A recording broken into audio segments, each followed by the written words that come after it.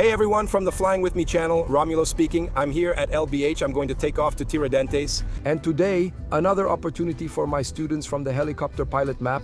Since I'm going empty to Tiradentes, they're coming along with me as passengers. They're having a lesson. They've already had a class here on how executive aviation works. They've already helped me refuel the helicopter, take part in the pre-flight, check the panel, saw where the fuel tank is, the battery, and so on. I explained a lot of things about the machine, a lot of things too. About meteorology, which apps I use, I showed them in practice how to use the meteorology and navigation apps. And now we're going to navigation. I told them to observe the helicopter's fuel consumption. Let's see how much time we'll spend and how much fuel we'll use. From Belo Horizonte to Tiradentes. And you guys are going to join me for part of this flight, all right? So if you've made it this far, leave your like, subscribe to the channel, and share. For those who love aviation or want to become a helicopter pilot, also share the Voando Comigo channel, all right? Let's fly. What was it that you asked me? Should we do rock, paper, scissors, or just flip a coin to decide who goes first? So rock, paper, scissors, or flip a coin to see who goes in front, or what do you think? Rock, paper, scissors. Rock, paper, scissors, right? Rock, paper, scissors. Rock, paper, scissors is better. Rock, paper, scissors. Luizão won. He's going in front. Awesome. Filipão is going behind. This time, Filipão from the helicopter. Let's go. Look, we just got inside the helicopter. And I'm going to give a tip here for the students who intend to fly in the executive, right? Many times in the executive, passengers get in here who have never flown in a helicopter, never had this experience. So the pilot always has to be alert, especially with this passenger. Usually it's the passenger who stays quieter, the one who's afraid. So during the flight, you need to check if everything is okay. Sometimes ask, hey, is everything all right? Are you enjoying the flight? Because sometimes the person is quiet, but they're not feeling well. And then you can offer some help like, look, here's a little bag you can give to the person so they don't throw up on your back. It's also important to tell the passenger that we have a little window here, and if the air conditioning is bothering them too much, we can open the little window as well. We can let some fresh air in because some people are a bit claustrophobic, right? And then when you open the window, it already helps the person feel some relief. So there are a lot of details you need to pay attention to with the passenger, like always keeping them comfortable, teaching them how to put on and take off the seatbelt, and letting them know that here you twist the seatbelt. You know that in case of an emergency, you might need to take off the seatbelt. So this is how you do it. This is the way to take off the seatbelt. Open the door. Look, here it's closed. You pull the lever forward, it opens the back one. It's the opposite. Lever backward and push it that way, it will open. Push the door backward. So these details are important for those who have never flown before. Okay, another thing is comfort. The air conditioning is too cold, it's freezing. So does anyone want me to turn off the air for a bit? I'll just turn on the fan so only the outside air comes in and it doesn't get too cold. Or if you want to close here, the little window can be closed too. Did you understand this kind of instruction? For those who have never flown, it's important to talk about the headphones when we talk on the headset. Here, when I'm talking to the tower isn't hearing what you guys are saying, it's only hearing what I'm saying. Because some people think, oh, I can't say anything here because the tower is listening and it's going to interfere. But no, that's not the case at all. You can feel free to talk. Anyway, these are the details that when we're flying with a passenger who's flying for the first time, we need to keep in mind. Since my bosses are already used to it, they fly all the time. I don't need to keep giving this briefing all the time, but I do need to pay attention. Sometimes they bring a guest, so it's good to do this. All right? All right. So let's go to the activation, the anti-theft battery, which is the little light that keeps blinking there, and the horn to do the tests. Here. Since it's connected to the power supply goes up to 28 volts. So I have 27.8 volts here, see, to start it up. The global positioning system is off. I'm going to turn it on here. Okay, it will connect, it will disappear here. Okay, it's gone. So I turned on the battery, the little light to let me know I'm going to activate the horn, avionics. I don't need to turn them on now. I'm going to turn on the pump, the fuel pump. Here is the sand filter. Today it's pretty calm, no dust. I won't need to use the pitot here. I won't turn it on now either. The light test, I'm going to press it, everything on the panel, and here has to light up. And the horn test has already been done. Torque, it went to 100. All right, fire test, which is the engine fire test. The fire light on the engine here has to come on and a gong has to sound, and it did. All right, tested. Now I'm going to the startup. I start up here. Shoot off forward, brake, rotor, the front will come down, throttle lever in idle closed, hydraulic forward. Collective locked, it's locked here. Hot air intake, which is down here under your seat, is closed. All right, cyclic centered, pedal centered. Centered. Let him know that I'm going to spin and activate it and watch. If it's going to go past the red here, if it's going to go past the red line, I turn off the helicopter, so I have to keep my hand here. The temperature started to rise. The battery went down, the power source dropped and is already starting to recover, and here it can't go past the red.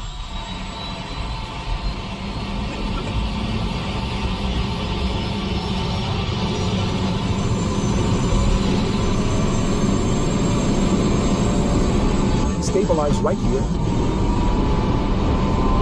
It's stabilized. The start is ready and I'm going to close it up here. The buzzer is going to sound in the headphones now. Look. Thank you. I'm going to ask him to remove the power supply. When he removes it, this little light will turn off. It turned off. Now I'm on battery. I turn off the pump. I don't need it anymore. It's just for starting. I'm going to turn on the generator. Generator on. Now I'm going to turn on the avionics. I'm going to turn on the pitot. And turn on the transponder. That's it. I'll turn on the transponder. You can put on the headset. 2000 on the transponder. Go ahead. Okay. So now I'm going to test the hydraulic accumulators, Mosoterra School. I'll explain what this hydraulic accumulator is later. Until it locks. Look, it's loose, see? See now? Sideways, these are movements. It locked, then I bring it back. You have to turn off the hydraulics. All right, the movement stopped, it came back, see that? In case of a hydraulic failure, I have an accumulator that gives me this amount of movement so I can set up the machine. For an emergency landing, so I lost the hydraulics. I still have some movement left to reduce and manage to land safely. Okay, I'm going to open the throttle. It's in idle. I put it in flight. Look.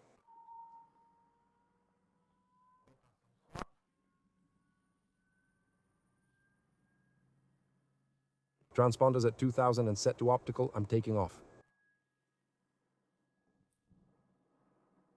The app is here to help us. Look at the panel, see if there's any light on. There's the horn light, so the horn is off. I have to turn it on if there's nothing else. Everything is within the correct parameters. I'm going to unlock the collective. I press down a little on the collective, I lock it, and then I start adjusting it so it can go up. Look. I'm coordinating on the LBH Oscar India. Oscar will begin taking off towards Sector Echo. Pulling, it's starting to lift off the ground. Look. Look.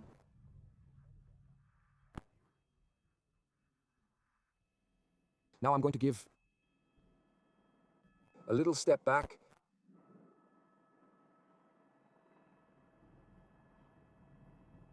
Yeah, I'm going to do it. Speak up, Biruta. How are you? We're lined up nose to take off and the run, power.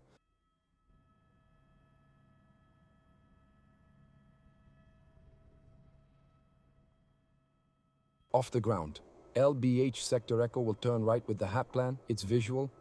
With the aircraft approaching LBH,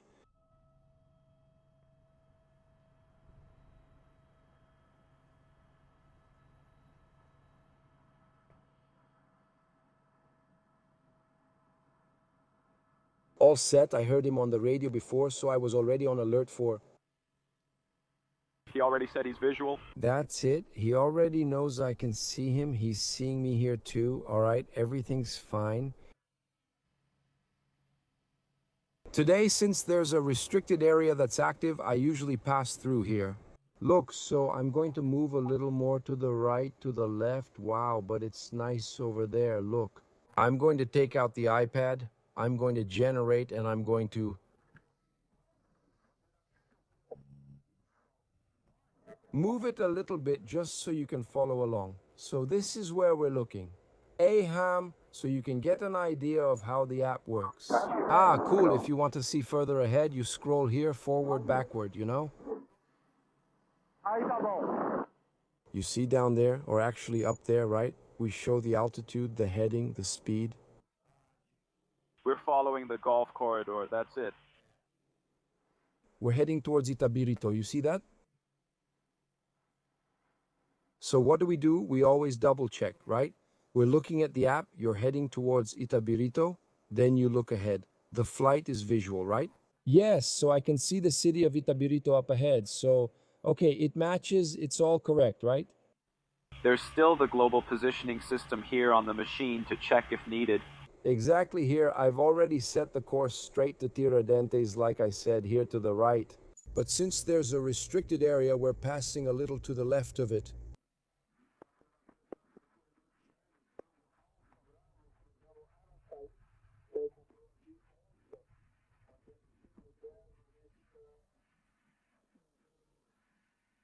The restricted area is Serra da Moeda. Imagine, yeah, that's the one. Serra da Moeda? It's right there, look. To the right over there.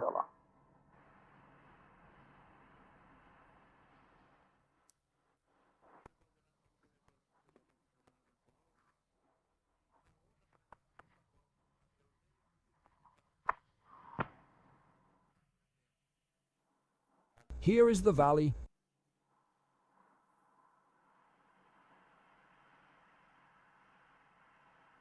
And his current consumption, look, 160 something. See? And here, how many hours are left if I keep this setting? 3 hours and 18 minutes. But that's what I said. It always shows a little more because of the tank, right? The tank is 540, but it always shows a little extra. Its autonomy is 3 hours. It's at 3 hours and 18 minutes. But I wouldn't trust the 3 hours and 18 minutes. The squirrel does 3 hours. So the calculation is, it's not an exact calculation like that, no, because time... A safety margin. That's long. Look, I'm going to pull the collective a little. You'll see the fuel consumption go up. See, that's what I'm doing, accelerating, just like a car, right? Look there, 183 hours and 10 minutes, see? You demanded more power, the power went up there, and the fuel consumption increased. Exactly, here. Hey, how do I know the best fuel consumption for the Esquilo? Until you close the bleed, then I'll explain to you why bleed is a little more advanced.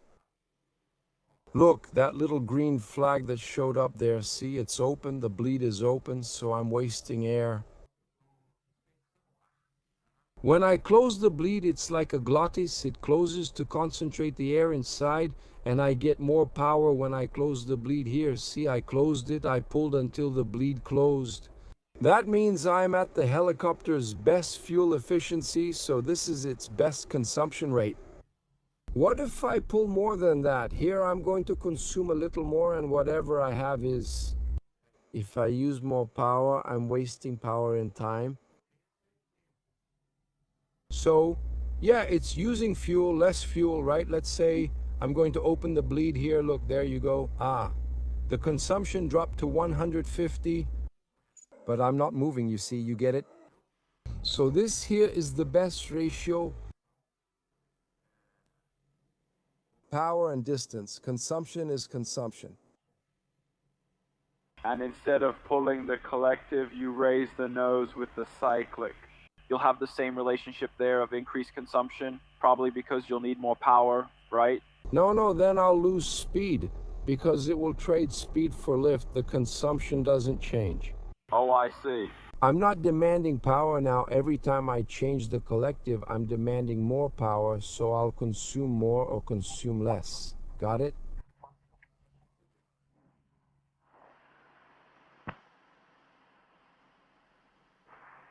See?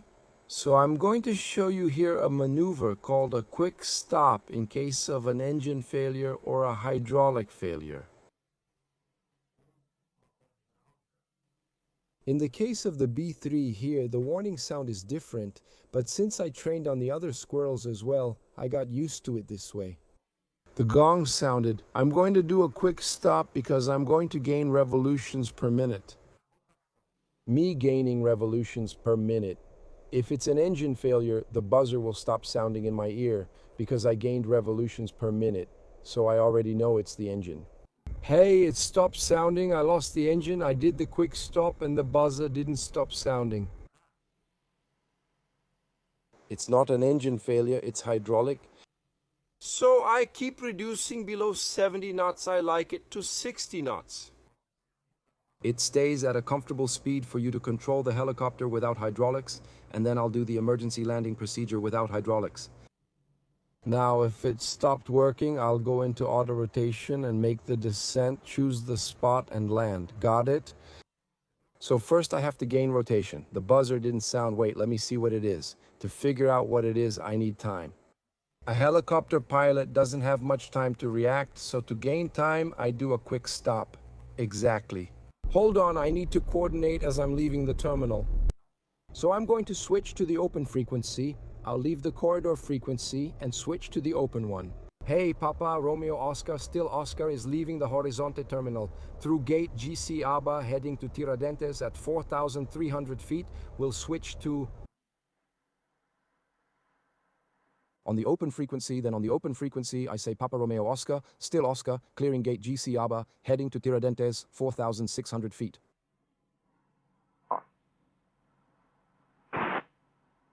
So here's the thing, we are in flight. Then he honked the horn. I'm going to make a quick stop. Pay attention to the revolutions per minute. You'll see the revolutions per minute and you'll also hear how it increases. You'll hear the sound getting louder. Okay, so let's go. Wait, let me just go through the little tank here. I'll do it smoothly. Okay, so let's go. 1, 2.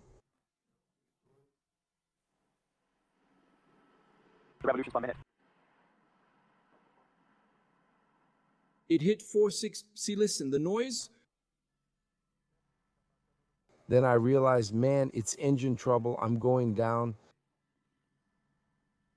I'm already going down. Look, revolutions per minute. It's dropping, see? It can go up to 410. It's at a good revolutions per minute. And then I would land somewhere like here. Look, there's a road, there's a grassy area. Anyway, you have to choose a place, you know? Got it? Why did I lose altitude? Because I pretended it was an engine failure. So I already started descending. I already went into high revolutions per minute. I was already looking for a place to land and land.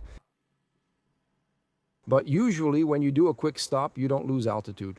When I was doing it and I showed you the revolutions per minute, the altitude stayed the same. So I gained that time, you know? I'm here maintaining altitude and identifying the failure. Man, it was the engine. Now I'll increase the high rotation, lower the collective completely, control the rotation, and check here to see where I'll land. Speed 70, we usually go 70, 65, 80. You can stay in that range. I like to keep it at 70. And keep an eye on the revolutions per minute. It can't drop below 350.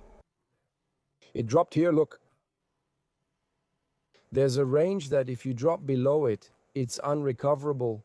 Then you can't get the revolutions per minute back. It'll just keep dropping, you know? So you should always keep it higher rather than lower. That quick stop you did, since you increased the revolutions per minute, it already helps you. If it's one of those... That's it. That's what I'm saying. So you save time. I did the quick stop there. It's revving up. I figured out what it is. I'm already at high revolutions per minute. I'll lower the collective, keep it high, and I'll find the spot. The most important thing is the revolutions per minute. Got it? And look, you can only get a sense of how humidity works. This here. Earlier it was lower, then as it heats up, it rises, it keeps rising. Soon this thing will be way up there. We're here at 6,400 feet. Now imagine you get into a situation like this, you're here, all good, and then it's not the same, it's all scattered, it's all smooth, stuck together. How is it? You're going to go down up ahead, but you can't break through it. Then you lose. Just like when we were lower. You see, you have the reference of the mountain range, the rotation, everything. You're seeing the mountains now. You don't see those references. Let's see, you just see the ground here. See, look there, see here. You know it's very low here. You know now where the mountain range is. Exactly, that's it. And this week, I don't know if you guys saw it, I even posted a reel, it was yesterday, about the people who had an engine failure over the sea. Over the sea. That there, I found out it's a tuna fishing flight. They use the 44 a lot for that kind of fishing. And then you saw that the guys were wearing life jackets, there was a lifeboat, and the pilot followed the correct procedure. Anyway, everything was done right. The purpose. Exactly. And that's it. I was prepared for that. The helicopter had a float, so man, there's no excuse you're going to get out. You must be prepared to do an operation like that. Oh, but that's never happened. One day it might happen, and when it does, you'll need it. So, oh, if not today, the float is broken. Oh, no. It doesn't work. No problem. I'll go, man. You won't, Oro. Okay. You won't. We don't lose anything by being standard, doing things in a standardized way. Checklist, get used to it. Look, you have to check this, you have to check the fuel, check the oil level, check. It's not just showing up for the flight, getting in the helicopter and taking off. It's not like that. It's not like a car. A car could be like that, right? A car. People just don't take care of it anyway. And people who take care of their car like that rarely have a problem. Yeah, exactly. They do the maintenance. They do all the maintenance properly. Cable car needs inspection. Check the oil and water I looked at this morning. Yeah, check it out. Today there's an app.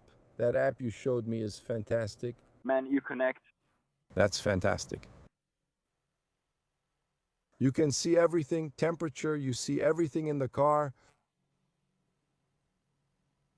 You have to check the fuel gauge, activate it, before I could make one for the helicopter, and... We should, right?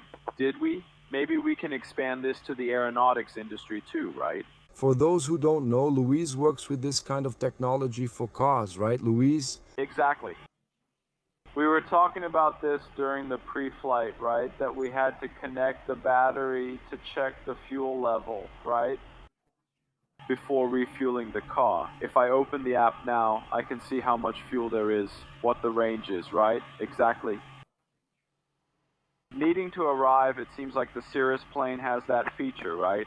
Oh, it already has it. The Cirrus already has the app. At least for some things, you can already see it with telemetry, right? So, to make this for helicopters and sell the idea to Airbus, that's, Offer it to them exactly. It might even be that they already have it, right? Some newer machine already has it. Man, I don't know about it. I'll look into it, but I've never heard of it. Over there at the fair in the United States, there was nothing drawing attention about it, right? No? What was there? There was a helicopter there that looked like a Tesla inside, the 66. It was very minimalist, but at the same time very technological. But I didn't get to ask if there was any app, and they didn't have anything like that on display. About that, I don't know. But I think it would be super interesting. Yeah, at LBH I saw, for example, that there was a person waiting for the helicopter to arrive so they could leave. Anyway, another thing you can do is set up a geofence, for example. Look, there's a vulture in the area for 2 hours. Wow. So you set up a geofence, for example, to alert the perimeter, right? When the helicopter is arriving, it's a ah.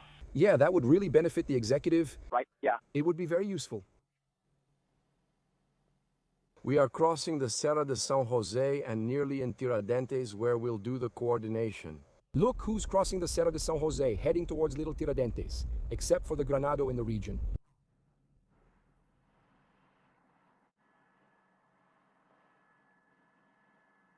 We just flew over the city of Tiradentes. That's Santissimo Resort, one of the best hotels here. And for me, the best is Little Tiradentes. It's really great.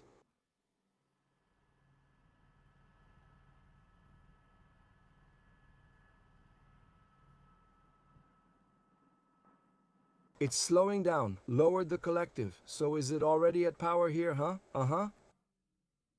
So I'm using the speed to maintain the altitude. Not to fly exactly over the hotel so we don't wake everyone up. Here is Little Tiradentes. Look, it's called Little Tiradentes because it really looks like the city of Tiradentes. The rooms are all themed, really cute. It's like home. Look, there's the door over there. Look. I'm using it with a little bit of tailwind. See the windsock over there? Yeah, to be more careful. Just a little, right? It's just a little bit.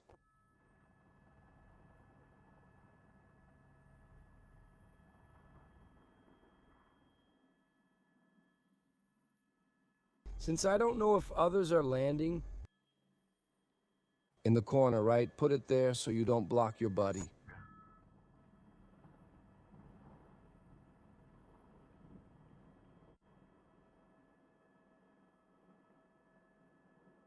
Let's go, landing. I'm lowering the collective here slowly, just a little bit, look. Lower it, ask for pedal heading, look, it's going to touch down. The right skid touched, now I'll put the left one, now I'll set it all the way down. Look.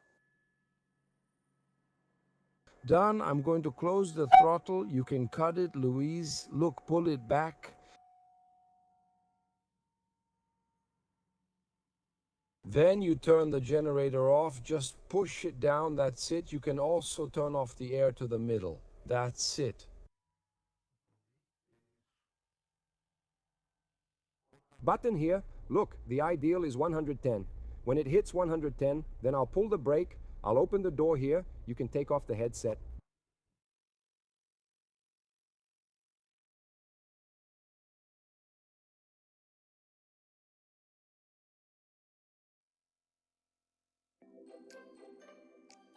Are you there, guys? We landed here in Tiradentes. Luis and Felipe, who are my students here from the pilot's map, enjoyed the flight, made the most of it. It was worthwhile, Felipe. It was great, the whole experience.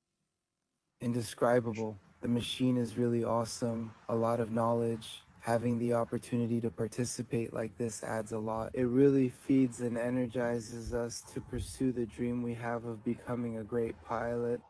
Great, and to see it in practice. Right? Grateful to the captain, the whole team, and Hugo.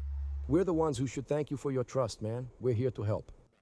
And Luis? So Luis, what did you think? What did you think of the flight? Did you like the conversation, the practice here? Spectacular. It was more than a flight, right? It was a lesson with so much to learn, right? One thing is the theory. Another thing is being immersed there and understanding how things work. It's spectacular. Thank you so much for the opportunity.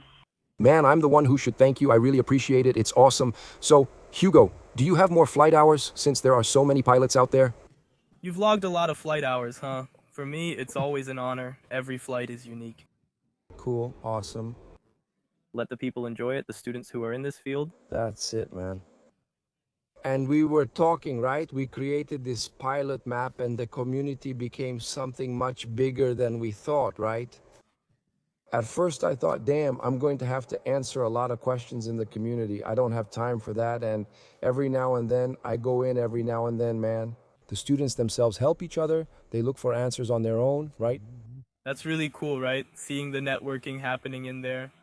People making connections, having these opportunities, just like Felipe is having, Luis. For us, it's the reward for all the hard work, so that's it. That's it, everyone. Thank you very much for your trust, and I hope you'll be flying with me more often, right?